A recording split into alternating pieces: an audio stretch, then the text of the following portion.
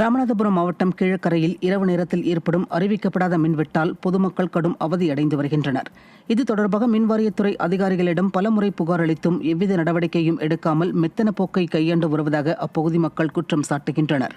கருணாநிதி ஆட்சியில் அறிவிக்கப்படாத மின்வெட்டால் மக்கள் அவதிப்பட்ட நிலையில் முத்துவேல் கருணாநிதி ஸ்டாலின் ஆட்சியிலும் மின்வெட்டால் இருளில் மூழ்குவது தொடர்கதையாகுமோ என மக்களுக்கு அச்சம் எழுந்துள்ளது. மாணவர்களுக்கு பொதுத் தேர்வு நடைபெற்று கொண்டிருக்கக்கூடிய இந்த தருணத்தில் கீழக்கரையில் ஒரு நாள் ஒன்றுக்கு கிட்டத்தட்ட 4 முறையிலிருந்து 7 முறை மின்தடை ஏற்படுகிறது. இதற்கு என்ன காரணம் அப்படின்னு சொல்லி அந்த உதவி மின் பொறியாளர் ஒரு தெளிவான எந்த ஒரு காரணத்தையும் மக்கள்கிட்ட சொல்கிறது கிடையாது. ரெண்டாவது, மின் கம்பங்களில் இருக்கக்கூடிய அந்த உயர் அழுத்த மின் கம்பிகள் செல்லக்கூடிய அந்த வடம் செல்லக்கூடிய அந்த மின் கம்பங்களில் தனியாருடைய கேபிள் வயர் ஆக்கிரமிப்பு இருக்கு.